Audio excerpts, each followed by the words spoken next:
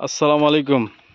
দেখুন, আমার বড় ভাই ছোট ভাই মিলে আমাদের নিজের ক্ষেতের লাউ গাছের ডগা কাটতেছে। দেখুন কত সুন্দর সুন্দর ডগা।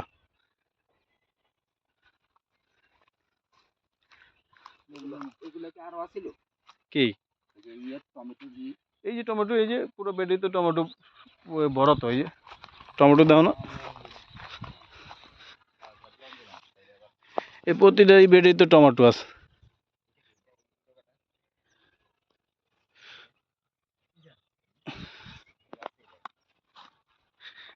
এই দেখেন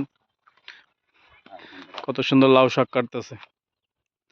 একদম কি জানি কি মুক্ত জানি, বিষ মুক্ত। হ্যাঁ বিষ মুক্ত। এইটা লাউ আছে, এই লাউ নাকি বেটা, এটা দি লাগে চাল কুমড়া। না না না লাউ লাউ হ্যাঁ? লাউ লাউ লাউ এই যে চাল কুমড়ার মতন লাগে। না হয়তো হইব না কি। ওই যে ওই সামনে গেল মোশারফ, ওই সামনে কত ডাল আছে নতুন, ওইটি কাট।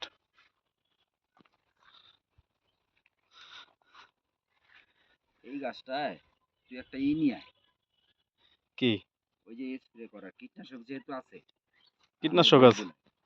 আমের বোলগুলাই কীটনাশকটা দিয়ে দিলে একবারে টেনশন মুক্ত। আমার বলতো অন্তরে পুরাটা ছাড়ে নাই। না না আর বেরিব না তো। হ্যাঁ বাইরেব, প্রতি ডালে বাইরেব। আরো বেরিব। হ্যাঁ এই প্রতি ডালে বাইরেব, ওই যে ওটা বাইরেতেছে না, এটা পুরো কমপ্লিট।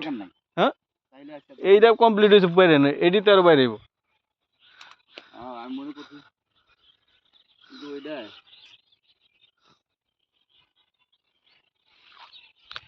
কোনটা? ওইটাতে স্প্রে করতে হইব।